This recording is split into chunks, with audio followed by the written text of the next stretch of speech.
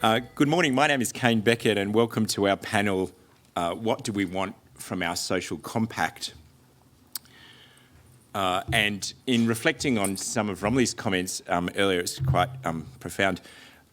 I don't want to do a fourth welcome to country, but can I highlight that the Attorney General's Department offers training to all staff to be able to do a proper welcome or a proper acknowledgement in traditional language. And can I just recommend that to all of the organisations here today. This morning, CEDA have planned a short period for intro and panel discussion, followed by questions from the floor. So can I encourage you to be ready with your app and your questions.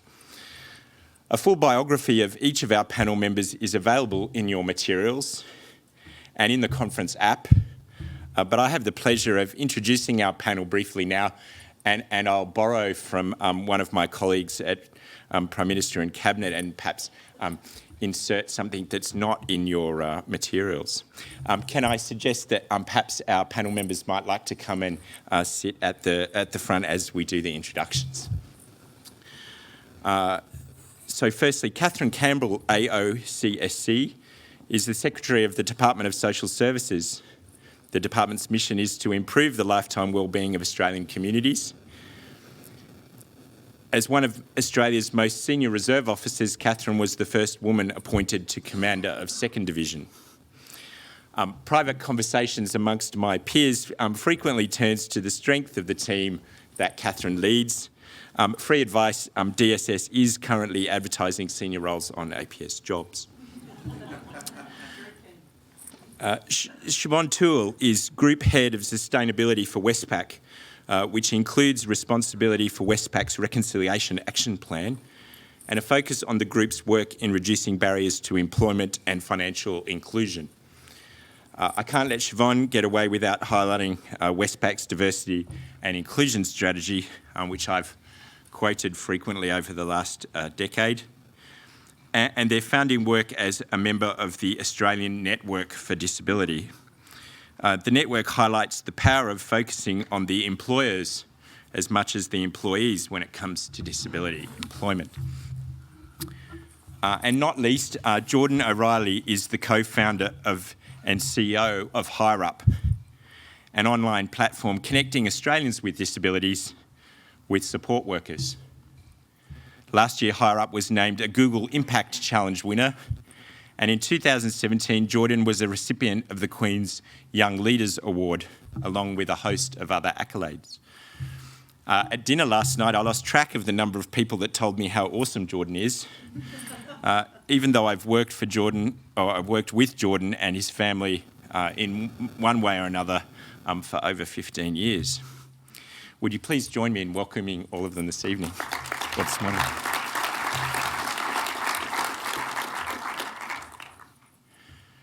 So to kick off our discussion, what do we want from our social compact? The collective expectations that drive the form of the society in which we live. Australia has been fortunate and is envied for our unparalleled economic growth through recent decades. Our health and education systems are world class, and we've been brave with some big social reforms.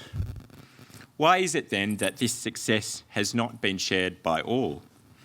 Australia's most disadvantaged, including our First Nations peoples, still experience entrenched social and economic exclusion. As an aside on this point, I grew up spending much of my spare time in my stepfather's small Indigenous fishing village in one of our Pacific neighbours.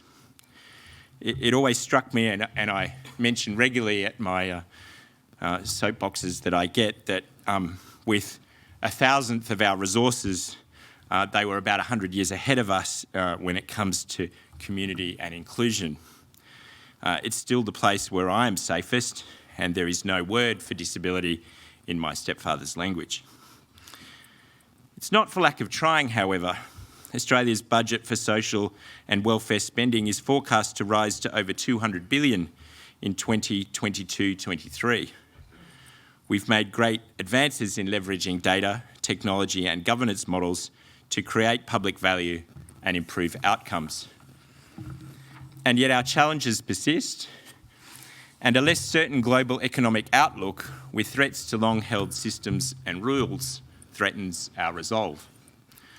The rise of populism and an ever shorter and more congested information cycle challenges our ability to engage in policy discussions with the community in a meaningful way. There is, however, some room for optimism. It's not all doom and gloom. More sophisticated levers, particularly in my view, focusing on implementation, including investment and place-based approaches, earlier intervention, and greater prevention focus, are driving some of the most significant advances in social policy in Australia's history. While still maturing, investors this year estimated the social impact market at over 700 billion Australian dollars, and that's per annum. We can agree perhaps that this is much more than a search for yield in troubled times. Clearly, governments won't solve our biggest problems alone. Our social compact depends on collaborations with the private sector and with social enterprises, and on innovating in ways that generate equity and capabilities not previously possible. Gandhi is often misquoted as saying, a society's greatness is measured by how it treats its weakest members. The fact that he didn't doesn't mean that it's not true. If we now turn to our questions, and Katherine, if I could start with you, what do you think are the key challenges in addressing major social policy issues? Thanks, Kane. And one of the things we saw last year was the Productivity Commission report, which talked about entrenched disadvantage. It talked about that percentage of the population who, despite a number of government programs and other initiatives, continued to experience entrenched disadvantage. So we in the department took some time to have a look at what that population, the characteristics of that population. And at first, I think there were people who thought, well, that must be all the people on the New Start, but it's not. It's people who, certain characteristics, and they're things such as single, parents with dependent children, Indigenous Australians, refugees, those people who have experienced domestic violence and had imprisonment, and living in some remote and rural locations, and some locations where we see quite entrenched clusters of disadvantage. So we spent some time, we had a quiet time earlier this year for 5 or 6 weeks, where we had an opportunity to look at this population and what sort of interventions we think might be able to come up with some better results. And it was very much place-based. It was very much individuals and the families in which they worked. Looking at the data, and we spent a lot of time pulling the data apart, was that the people who broke out of the cycle of disadvantage were those who were studying and hoping to get skills that could ensure that they were in employment. Those who didn't have more children, didn't continue, and dependent children was one of the factors at very young ages which saw people go into entrenched disadvantage and not be able to break that cycle, and also partnering. Moving locations didn't seem to have a big impact, and the children growing up didn't seem to have a big impact. But those were the factors. And so we looked at what types of interventions might be helpful in order to address some of those issues. And it did come back to the place-based, as Kane spoke about, in those particular locations, and working with individuals and their families, because many of the barriers people face were different. They may be health barriers, they may be employment barriers, they may be skill barriers, but they were different in each case. So we looked at some of the work that had been done in the UK and New Zealand, and some of the work done here in Australia. We did some work about 10 years ago which was called Better Places, Better Working, or one of those good slogans. I can't remember exactly what it was called. And we had community action leaders and government action leaders, and it was quite an affordable initiative. It was in 10 locations where we paid for a not-for-profit to have a full-time person in this location who coordinated services, was like a navigator, the glue that sort of stuck together and could work with individuals and families about how they could access services. And we had a gal, a government action leader, on the other side, located in the local Centrelink office, who was bringing together both Commonwealth and state services and how they could be navigated. And the program went quite well. Unfortunately, we had set it up to say it was about employment outcomes, and we didn't get the results in employment outcomes. What we did see were social outcomes, people being more functional, getting the children to school, more functioning families. And I think the lesson we have learnt there is that we need to be broader than just employment outcomes. Those economic outcomes are long-term economic outcomes with children going to school and that different generational. So we in social services run, as well as the big payment programs, which Kane reminds us about how much they're going to add up to. We also run a number of programs for interventions and the like, and they're generally supported by not-for-profit partners and state and different local governments as well. And we spend about $400 million a year on those programs. But how well targeted they are, they're generally grants programs. So this is a piece of work that we're focused on, is how we can make those grant payments and the grant programs much more responsive to individual need and entrenched disadvantage. The ones we've got at the moment, we think, are doing good work, but are they doing it in the structured way, which is targeting those people that are most disadvantaged and have the greatest propensity to be able to respond to these interventions? So that's what we're focused on at the moment. But we know the one thing is that people are much more likely to want to go to not-for-profits for their local community, that they're not as keen to come to government, that they would much prefer to talk to organisations that Jordan works with and the like. And yes, they see government there as a support base, but they also see the community there, and that's something they're much more familiar with. Siobhan or Jordan, did you want to add anything on the challenges? Yeah, so I guess, we can often think of that, there's an expectation that modern society has the mechanisms to support those that need help most, and that government, the not-for-profit sector and business each has a role to play in supporting this ambition. And we can really think of this as leaving no one behind. And what we are seeing is that there's a greater shift on outcomes for individuals and communities. And as a bank, we have a commitment to creating greater economic participation for those groups who might experience disadvantage. And peeling that is very much around the ripple effect of a job. We really do understand that, and we can play a very clear role there. So that means that we are committed to, as Kay mentioned, direct employment with a commitment to inclusion. And we have specialist recruitment internship programs that provide wraparound support, whether it's around our commitment to hiring every year of our hiring is 4% Indigenous Australians, or whether it's around neurodiverse programs and a raft of other initiatives. It's around banking and supporting entities that have a capacity to grow jobs. And we play a really important role there around microfinance. Not just microfinance to help someone who's having a difficult time, but actually microfinance that's targeted to actually help someone establish a micro business. And again, with the wraparound support to help them succeed in establishing that business as well. It's also about backing the scaling up of social enterprises, and we've done an enormous amount of work over many years here through the Westpac Foundation. We really do believe the power of social enterprises that have a focus around job creation has great potential to create many jobs. And in fact, we've set ourselves a really significant goal to back social enterprises to create 10,000 jobs by 2030. And already we've helped support the creation of 1,600 jobs for Australians who face significant barriers to employment. And it's not just about grant funding that provides that, but also the skills of our people working directly with those social enterprises as well.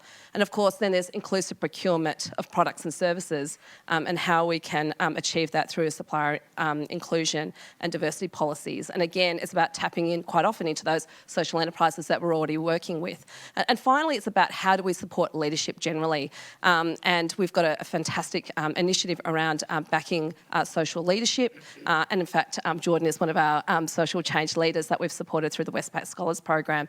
But that's just a raft of initiatives, but with a kind of underlying principle of backing economic participation. And in particular, we do see the power of a job.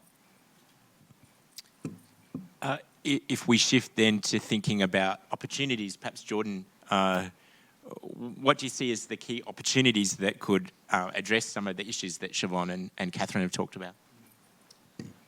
Well, good morning, everybody, and thank you so much for having me here. I was reflecting with some people just last night. What an extraordinary country we live in, where you can be someone like me, a real grassroots entrepreneur, literally working in mum's garage 4 years ago, and to be here and included on a stage like this with some of the wonderful people from industry and some of our leading decision makers in the country. It's really an amazing thing to reflect on for me.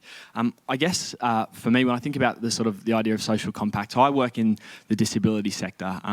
Growing up, I had a little brother with a disability. His name was Shane, and he had cerebral palsy, which meant he relied on supports and services every day, and more so as he got a bit older. And so I was living in the UK. We moved back to Australia in 2009, 2010, just as the NDIS was really getting up and running. And I guess when I think about social compact, when I think about what do we as Australians expect from our relationship with government, there's no better example than something like the NDIS as an enormous idea that can really profoundly change the future for all of us in this country. Dan Tehan, the former minister, spoke on this stage, I think, last year, where he said the NDIS is the greatest nation-building project on the face of the earth.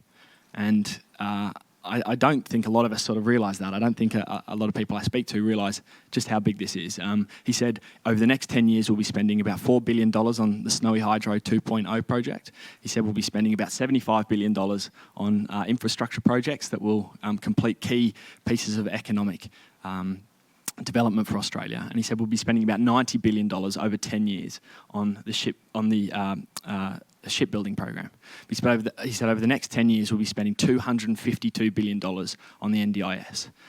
He said all of those other projects will pale in comparison to the size and scope of the NDIS as a key social and economic program for Australia that's going to be creating 1 in 5 jobs over the next 10 years, and really putting people with disabilities and their families in control of their own services and supports. And so when I think about the social compact, I think about just how extraordinary this opportunity is in the disability sector.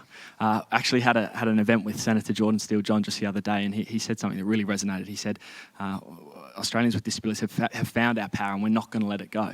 And I think it's an extraordinary time to be working, to be supporting Australians with disabilities and their families, and to see that we have an opportunity now over the next 10 years to make the most of this as an investment in this country.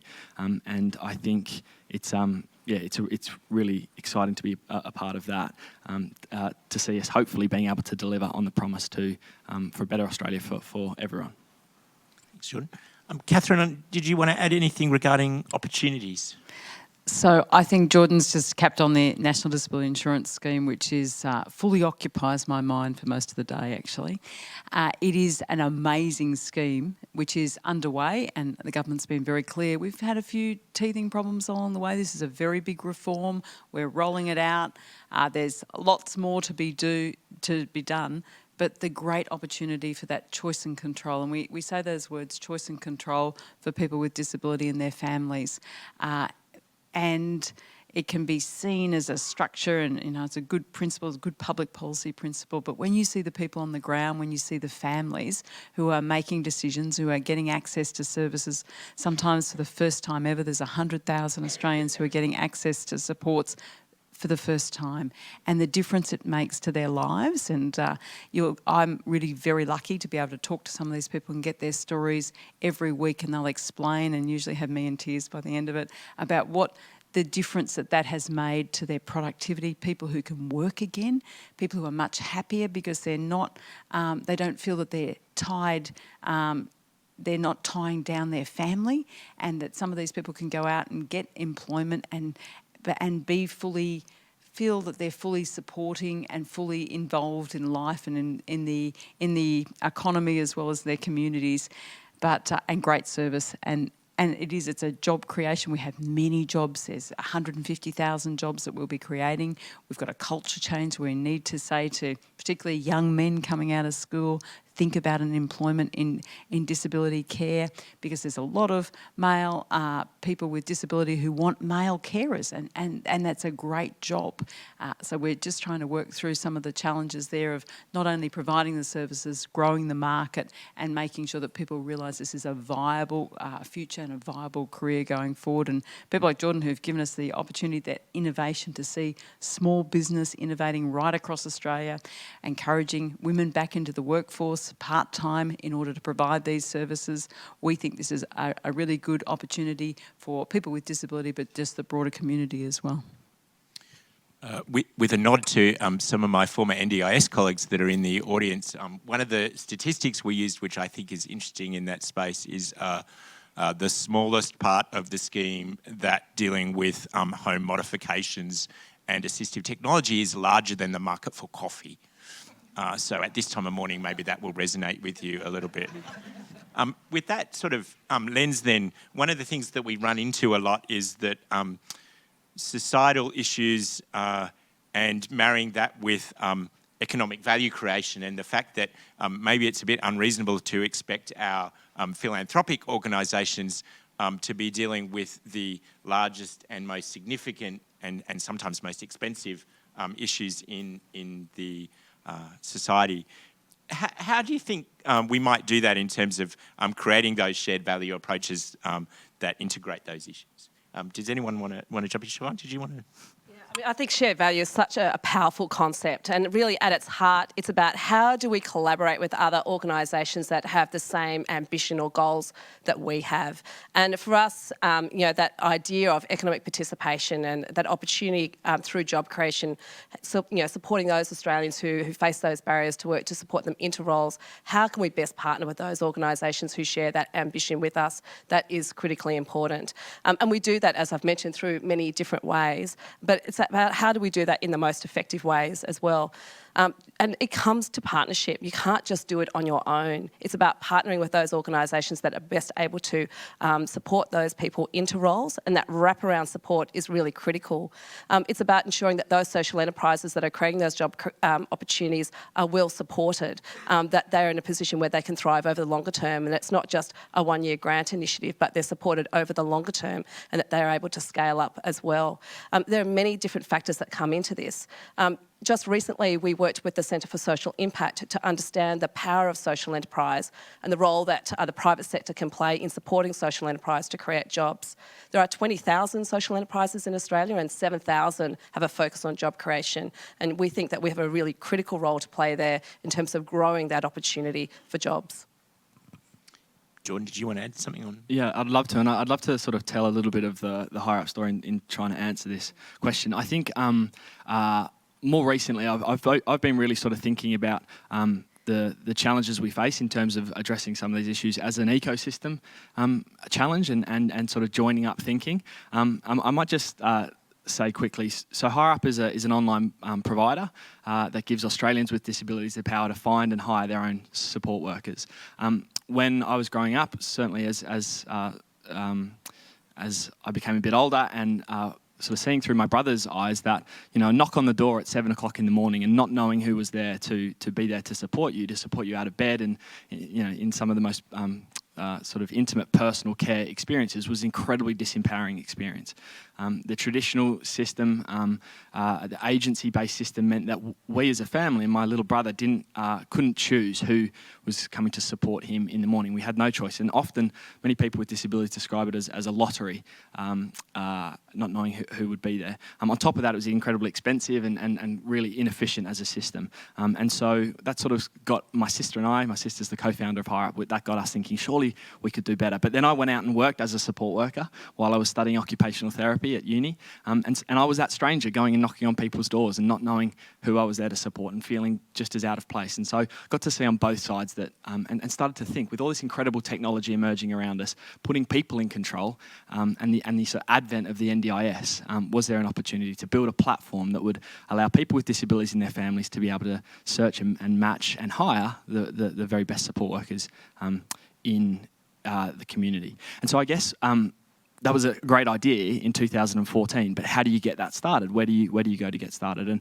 And there's a couple of hilarious sort of big no stories. Us going to try to find people to support us with a little bit of funding and seeing very, very serious sort of financial people saying this is a rubbish idea. You're not the people to make this work. And I guess we had built the platform in 2014. We had a couple of people using it, but I was at a real low point. I didn't really know where we were going to go next. And I stumbled upon the Meyer Innovation Fellowship, which is the best example, I think, in Australia, along with what Westpac is doing, of venture philanthropy.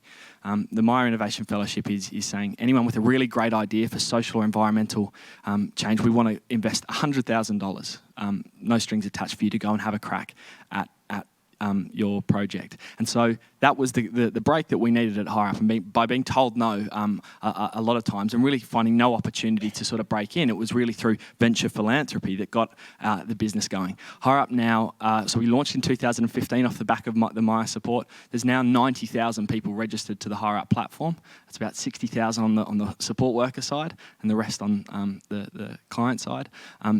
We're processing millions and millions of hours of support. We've been able to take that venture philanthropy and then go and find impact investing with the Meyer Foundation, the William Buckland Foundation, the Lord Mayor's Charitable Foundation that's invested out of their corpus for the first ever time into a social impact project that can really improve the lives of people with disabilities and support workers and improve the system. And so I guess I sort of cast my mind forward to where we are now and to thinking about some of the challenges with the NDIS, really, and so many of the challenges that people with disabilities still face in their day-to-day lives. So many of the solutions to the problems that people face are in the hearts and minds of people themselves. We just have to think about this as an ecosystem approach, think about the best of philanthropy, of impact investing, more traditional sort of sources of finance to say, how can we think of this more as an ecosystem and find those entrepreneurs with the ideas that can sort of make a difference to social environmental projects we all really care about. So that's certainly on my mind at the moment, is how can we really invest in this ecosystem to make sure there's that pipeline of great ideas that can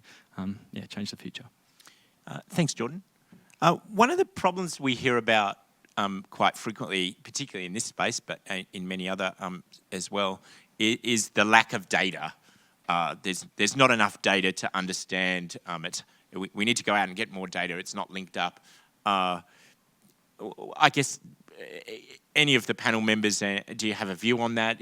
What do you think about our access to data, and could we use it better? Catherine, I know DSS has a lot of data. So we have a lot of data, and we just need to ask the right questions. My view is that when we start thinking about the questions, there's not an absence of data. It is there, and it's about the discipline and connecting up with the not-for-profits and the like to see what are the questions we're asking and what data's there. So I think there is sufficient data. We just need to be disciplined about how we use it and share that data. We're not as good at sharing data as we could be, and I think that we just have to be data hungry and so what does the data say? What does the data say? And that was the exercise we did during Caretaker this time, which was what does the data say? What does the data say about those people who suffer that entrenched disadvantage? What are the interventions? What's the evidence? And we just have to be disciplined in asking for it, I think. Is there anything that I haven't covered that any of the three of you would like to sort of focus on or raise before we open it? I think that point about data is an interesting one. I think the flip side of the coin to the data question is the innovation question. And so often we hear people say we need more data, but again, back to that idea of the ecosystem. And so many of the answers, I can't give you the data. I just know in my gut that this is, I know in my heart. Someone said HireUp is a good example of a longitudinal ethnographic study of the problem, which is just a fancy way. I had to Google it, but it was a fancy way of saying that basically just lived the problem and sort of, and we could see it very clearly. And so I think really backing people in communities that are facing some of these challenges to have a crack is sometimes we can say we need more data or we need to understand a little bit more. And so I think there's just a delicate balance between getting the really rigorous data in place, but also having, as I said, that opportunity in that ecosystem for people to have a crack. But I think HireUp's again a great example of an organisation. So we're one of the first we are the first digital first disability support provider in the country, and as a result, we have incredible data that we see in terms of how people are using our platform. And last year we were able to work really successfully with the government, the New South Wales Department of Industry, where they were supporting us to roll out the platform in Western Sydney. And in return, we were able to tell the government down to the postcode where our workers were, what sort of training that our support workers were looking for, and other really interesting things to the Department of Industry that want to make the most of the opportunity of the NDIS. So I think there's examples where we can really collaborate with sort of new and emerging, especially platform businesses that do have data that can help us sort of make the right investment decisions and going forward. Kane, can I just add something on the data? Yep, good to have data. It's also good to have preferences, to understand what people want and how they feel about things. And sometimes people go, oh, that's just qualitative stuff. But this is about people. This is about how people will behave. And yes, we can have data about that says how they have behaved, but we also need to understand what their preferences, their desires, what they want to control and choice to be. Thank you. And I'll just add one point too, which is data, yes, really important, but actually the importance of reflecting and doing impact evaluation, not just over the short term, but to the point that was made, that longitudinal assessment, so that we know what's working and we can correct, but then we can invest in actually what has the potential to scale up for greater impact as well. And we have to be careful, particularly if we're working with social enterprises, that we're not making that onerous, but that we're working with them to help understand what the impact of that organisation is and where we can best help them to scale up for more positive impact as well. So to kick this along, we're actually going to try and collect some data from you now. We have a poll question in the audience. What do you feel is the most important for Australia's social compact? I think you've got some options in front of you on your app. I can't see them here, but I'm assuming you have. We might let you cogitate on that and think about that while we look for any other questions from the floor. I'm going to rely on our roving mic people because, as Romilly pointed out, I cannot see you.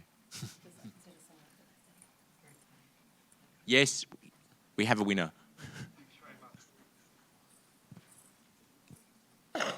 Thanks very much. Pradeep Phillip here. Yesterday we heard a lot of discussion about the impact of technology on our society, and part of the discussion here today made me think about how really technology has empowered so many more people, given people a voice that they didn't have before, and our systems are now trying to revolve around the customer, the patient, the citizen, etc. And hearing what Higher Up has been doing, and Katherine, how you've been trying to change the system, this massive system, to be much more customer focused, and to hear that individual voice. Some people in the academy would say, gee, that's the democratisation of social policy that's going on. And the question I want to ask is, has that come at the expense of some of the institutions that have helped create social compact in the past? And what might be the sort of new social institutions or processes that might help create the social compact going forward?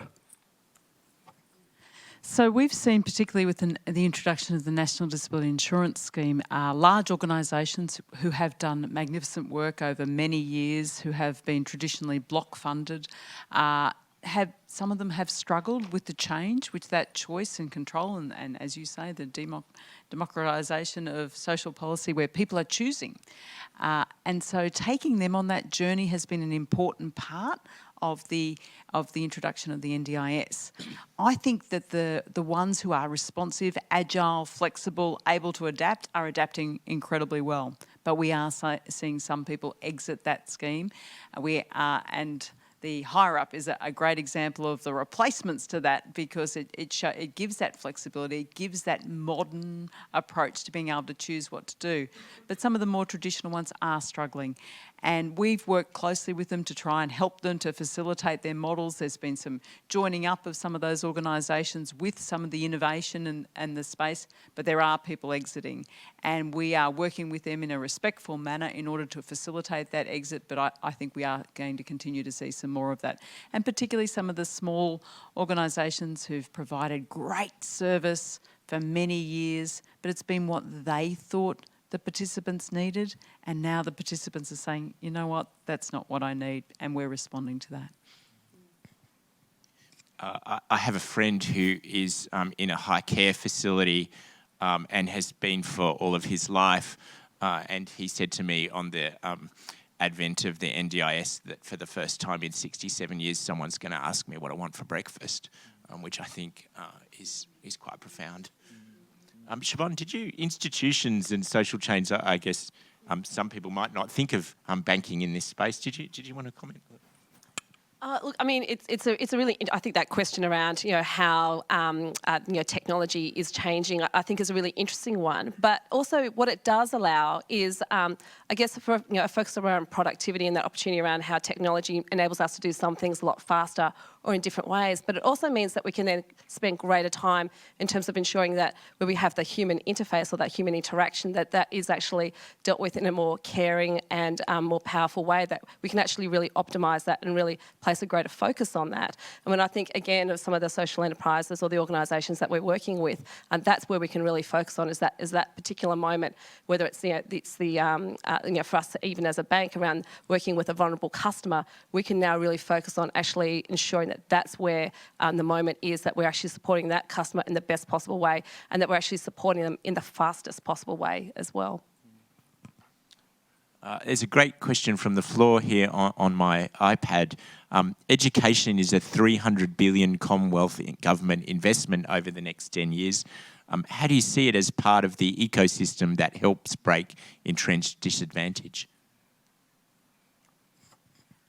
Well, that's one of the factors we found, that people who are engaged in education, particularly relevant skill acquisition, are most likely to be able to break that cycle of entrenched disadvantage.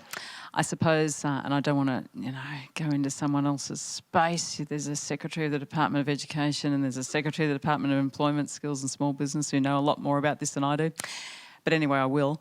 They are relevant skills that are employable, that are adaptable. So I'm there constantly saying to them, I need more people who do disability care. I need more people who are doing this social space. Can you? So, we have our colleagues who are very focused on shipbuilding, and I go, yeah, that's great, but there's not as many jobs. I've got more jobs. We really need to be saying to those education, to make the education system responsive to what the market is looking for and what those sorts of, what the jobs of tomorrow look like. And so let's really focus on those jobs of tomorrow. And that's why I say let's start talking to kids at primary school about the care workforce and saying to, in particular, young men that this is a great opportunity. And one of my deputies says it's not just about, he's a bit cruder than that, not just about doing some of those support tasks, it's about taking people to the football, it's about taking them shopping, it's about providing that social interaction and the richness of that support work, which I know Jordan would be very much aware of. And so let's start talking about that now and getting that really early in. And so yes, language literacy and numeracy, but also that caring, that understanding, that emotional connection as part of the education system. And I would add, it's more than the education, but also it's the role that business can play, for example, through internships. So it's actually what's the skill development that actually happens on the job. So working with, for example, organisations like, I'm sure many of us here, working with organisations like Career Trackers. So we bring in many students who are Indigenous, who are at university. We bring in at least 40 a year into our organisation, and they spend their summer holidays or winter holidays working with us. And not only are they acquiring skills, but they're also learning about what it's like to work in a large organisation, and they're building an ambition for a career, and we want to support them into developing those careers over the longer term, and that is a really powerful experience for them, whether they stay with us at Westpac or if they move into another corporation as well. But it's that experience and that opportunity and the ambition that is so critical. So we have the first results for our poll. Thank you for participating, and I've had a little message that we can't show it on the screen, so I'll just read it out quickly. The poll question was, what do you feel is most important for Australia's social compact? We have way in the lead with 52.1% effective support and services for vulnerable Australians, which is great. Second on the list, high quality and accessible education with 25%, high quality and accessible health with 9 or nearly 10%, a fair and efficient tax system at 8.5%, and high quality and choice of aged care services at 4.2%. I think that's quite an interesting distribution. Did anyone want to add anything? No? I think if we had a more mature audience, the aged care might have been higher. Yeah. And in all seriousness, I think this is going to be something that we see Australia really focus on. We've got the Royal Commission going at the moment, but the quality and the standards, just as we're talking very much about choice and control around the National Disability Insurance Scheme, into the aged care sector as well as we go. With a nod to my Royal Commission colleagues, one of the things I think we're interested in education, for example, is the fact that segregated education is increasing percentage-wise again. And as someone who got death threats for wanting to go to school, I think that's not a great outcome. So we'll have to focus on that a bit, I think. Any other questions? There's one over here. Michael Broadhead from Folk. Question for Jordan. Congratulations on the success of Higher Up. More power to you. A number of platform businesses, digital disruption, have had challenges with participant safety, privacy and so on, the Uber and Airbnb. I was wondering if you could talk a bit to some of the opportunities and challenges around safety and quality that a platform business like Higher Up affords into the future. Yeah, thank you for that. Thank you for that question, Michael. And it sort of goes back to the question we had earlier around technology and the future of technology.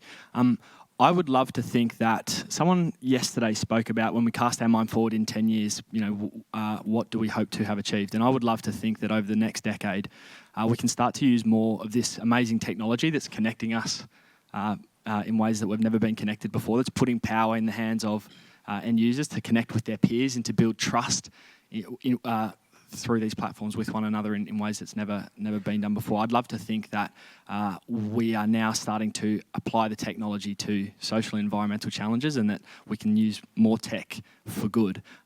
Someone once said to me, a hammer is a piece of technology and I can either hit you on the head with it or I can build you a house.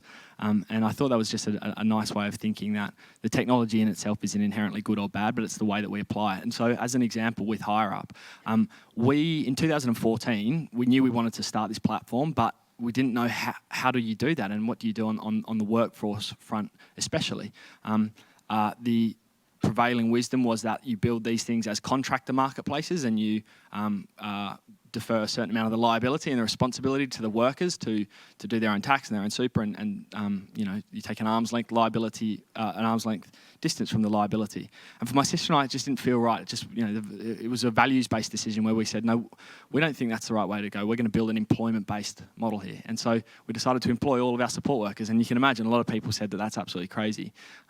We now look at Higher Up as actually really leading the way, improving. We can use the technology with an employment-based model where we create all of the protections for workers. We pay super, we pay tax, we pay industry-leading wages.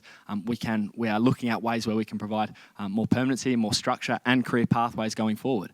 I hope this is going to be the way of the future, where we can start to think about taking the best of the technology and applying it to the models that we think best going to sort of suit the workforce. In terms of the safety of our participants, that's my top priority. Having a brother with a disability, I really deeply feel the responsibility to make sure that this thing is as safe as it possibly can be, that we genuinely build a system to protect people. We care about our users when they use it, and if anything should go wrong, we respond properly. One example is that we're a employer. It means that we have all the same responsibilities to check the sort of standards and checks of our workers, police checks, working with children checks, working with vulnerable people checks, all of those sorts of things. We're a registered NDIS provider all around the country, which means that we're sort of working with the existing systems and wanting to work with the sort of quality and safeguarding frameworks to make sure that what we're doing is best practice. So sorry for the long answer, but I really hope that over the next 10 years we can start to apply this incredible technology to the social and environmental challenges we face to see some real progress. And of course, government has a responsibility for the regulation of those issues. And I think Jordan's just outlined the registered nature. We've got legislation in the Parliament this week about worker screening to ensure that safety, and but yet leaving choice and control. So there will be time. So the NDIS Quality and Safeguard Commission can ban anyone from being part of it, but also allow people who aren't registered to still participate in the scheme should individuals so choose. I think taking a broader view, sometimes for organisations, if we're choosing to procure products and services from social enterprises or from organisations where there is a focus around employing people with vulnerabilities, we often need to think a little differently about that. And that comes back to ensuring that there's a lot of wraparound support for those individuals who are providing that service to us, but also making sure that we are supporting that as well, and that we are thinking carefully about how we best ensure that the environment for those people to work with us is the best possible environment as well. So for us, it's really important that we are creating these opportunities, but we also need to do it with real care as well. I think we have time for another question from the floor down here. I'm Andrew Stevens. I chair the data standards body for the consumer data right, and so I couldn't help but hop in on this point on data. The thing that I've learned in about 18 months of work in this area, Australia is implementing as a background the first economy-wide consumer data right in the world, and at its essence, in the 25 words or less, and the first implementation and designation is in banking and open banking. And at its heart, it's that consumers have the right to direct data held about them to be made available to other parties. And that's where a lot of people end in their understanding. But as we've progressed through the process, the essence of this reform is about consent. And the consent, and Kane, you used the word preference, and someone's going to ask me about Katherine did, and you talked about your friend who said someone will ask me about what I want for breakfast. That's actually an expression of consent if you think about data. So whenever you think data, generally, the consent option, complete, informed and explicit consent to me to document and record my preference, is a really important part of our initiative. But what I'm just reflecting on Romilly's point, which says we're not only looking at the economic infrastructure, we're looking at social infrastructure.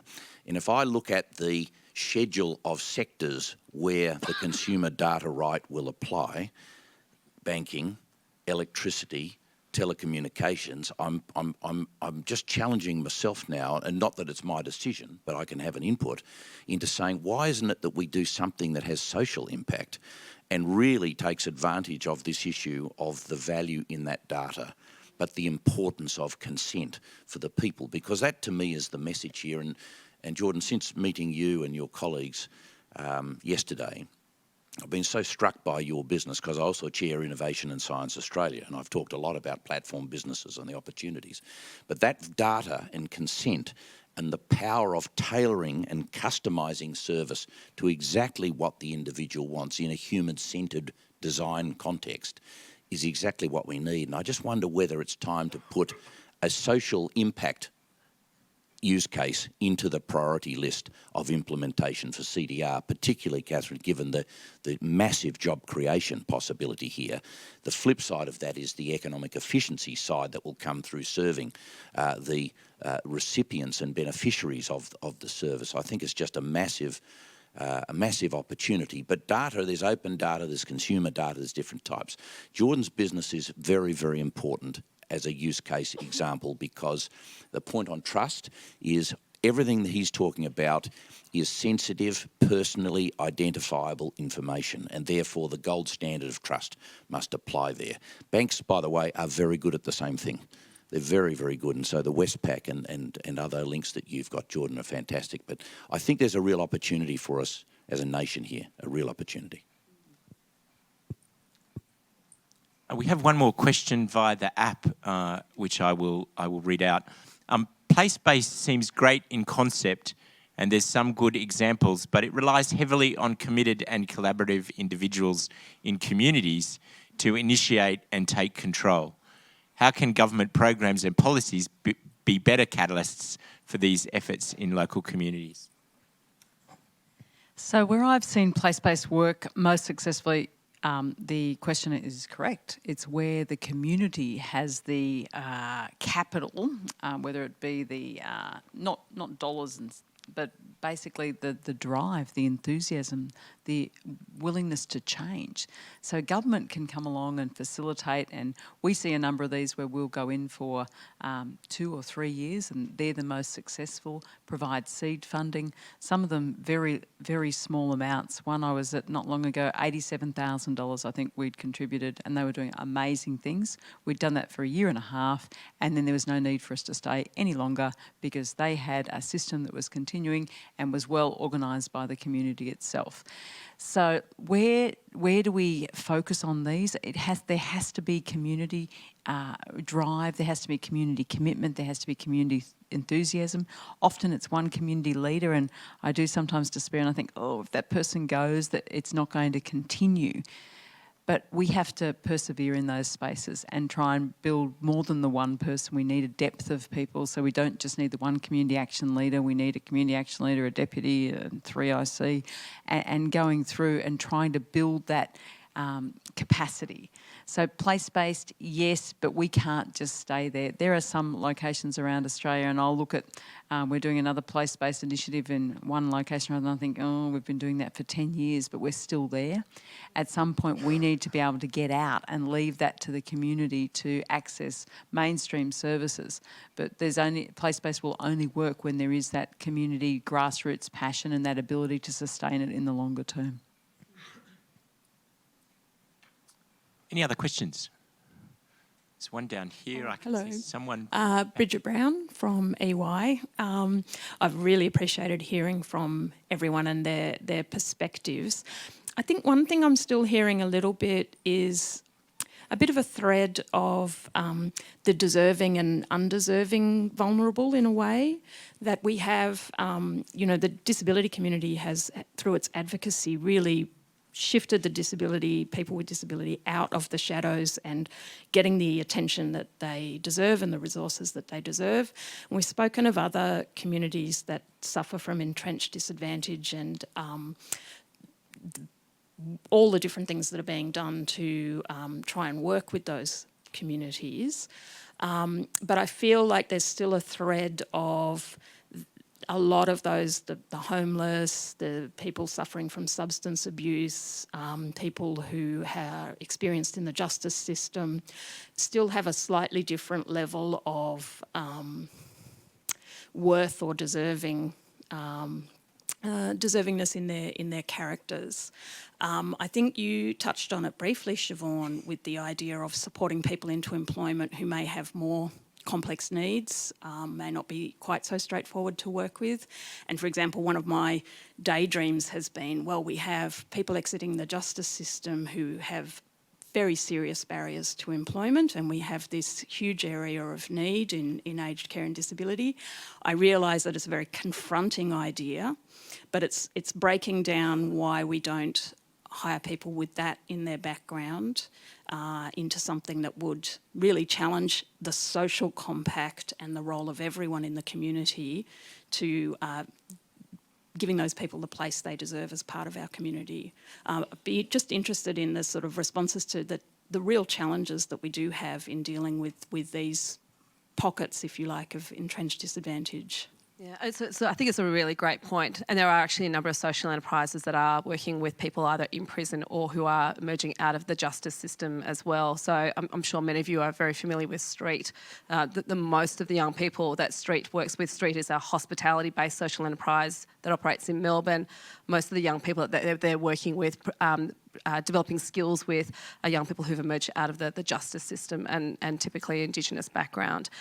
But what it takes is enormous support and resources into helping those young people develop their skills and to then support them into work, teaching them what it's like to actually live in an apartment, paying the bills, all those kind of norms that are required. It's a very significant investment, but we think there's so much power in what that organisation is doing, and many others have as well. And actually we've now really doubled down our focus on, it's not just Westpac in terms of the skills that we can put into that organisation or the grant funding we can apply, but actually how do we get other organisations to co-invest with us? So we're now working really hard to provide, I guess, more sustainable funding support through the networks that we have into organisations like Street that are actually tackling some of the most challenging problems in our society.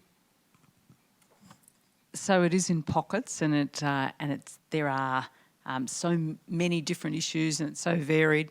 There are a number of big programs like the not-for-profit programs, but also some of the government programs about the disability employment services and Job Active about getting people into those spaces.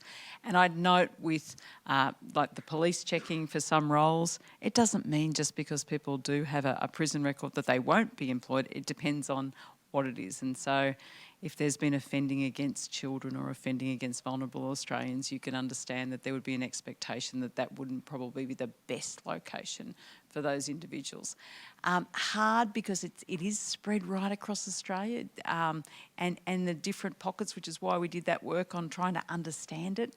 And the thing we discovered was that you'd have to do case by case, which I don't think is a surprise to anyone in this room, that we would have to look at every individual case. But I can assure you that we don't think of it as a worthy or not worthy Australians. We think of all Australians as worthy and a focus on enhancing their lives.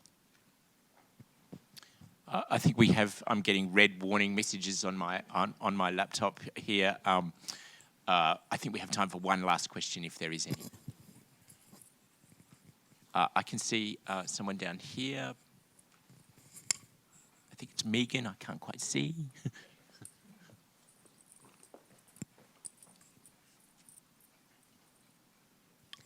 Thanks. Megan Motto from the Governance Institute of Australia. And I wanted to actually talk about governance for a moment because Jordan, I'm so impressed with what you've done and your business structure and your for-purpose message in the way that you determined your structure of your business and the governance. But I've been doing a lot of talking in the aged care services sector lately about governance because they've got a Royal Commission going on in that sector as well. And what's really been striking me is that outside of a few of the really large, well-established players, there are thousands of small, regionally based, often small providers, and the level of knowledge around the governance with which they should run those organisations is hugely variable and really disturbingly extends to directors that don't even know that they have a liability duty of care as a director, and etc.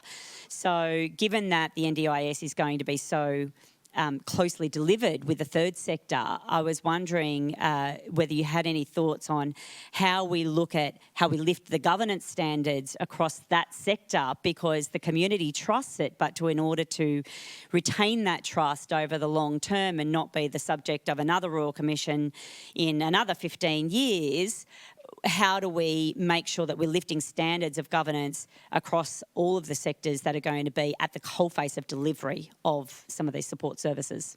So the disability sector has its own Royal Commission running concurrently, so we are very focused on that. We've got the National Disability Insurance Scheme Quality and Safeguards Commission, headed up by Graham Head, who has quite significant experience in both the Commonwealth and the state. He has taken and built the quality and safeguard from each of the state jurisdictions. And so we are starting from a very good position, but going out there and working. We're working with grants, and which is a good way that the Commonwealth often does, about how do we enhance people's governance arrangements, but bringing to the fore immediately. So trying to learn from some of the other lessons and being very clear about the expectations. And when we are seeing adverse outcomes, Graham's acting very quickly to ensure the integrity of the scheme and to focus on it. I think we are relying on the fact that there are some big players who've been there for some time, and some of the new innovation strategies that we're talking about now. We are working with them, we're helping them to ensure that their governance is there, but I do not underestimate the challenge that we are facing here, and the importance of the third sector, and in the importance of having a sector that is respected and is providing a credible space. And I know that Graham and I talk about it every week, about how we can enhance, and he's out there talking to people to set those establishments up. I'm sure he's probably talked to Jordan and his colleagues about how we do that. But because we're relying so much on the third sector to deliver social services, we do need to make sure that they do have the tools and the governance arrangements. And there's been some discussion about that. The third sector is very independent, but how do we provide them guidance and support to continue to manage their roles and to continue to give us that great innovation whilst ensuring the trust of the people of Australia? So, yeah, it's a work in progress, but we're watching it. Thank you. And building on that point, yes, while a very independent sector, collaboration is so critically important. And I do think there's real power in pro bono programs from Australian businesses. So we have about 400 employees who are skill-based volunteers. Many of those individuals would be on the boards or on board observership programs for many of those small organisations. And we think that's really important that we're making that contribution, but also the leadership or career development for our employees is also just as important. We see it very much as an exchange. I think I can speak for sort of the early stage organisational development. I think as a general comment, I think you look across the big institutions, and I mean we've even seen it from the Banking Royal Commission that even the biggest organisations aren't getting their governance settings right, and so I think it's actually a challenge across the spectrum that we have to take really seriously and we have to really think about. I can't really speak to sort of organisations of that size and complexity, but I think certainly on my own journey in starting something up, I think it comes back to that idea of an ecosystem and realising that if we do want great new ideas to come through, we have to think about around collaboration in those early stages for these organisations to get across the idea of how important governance is.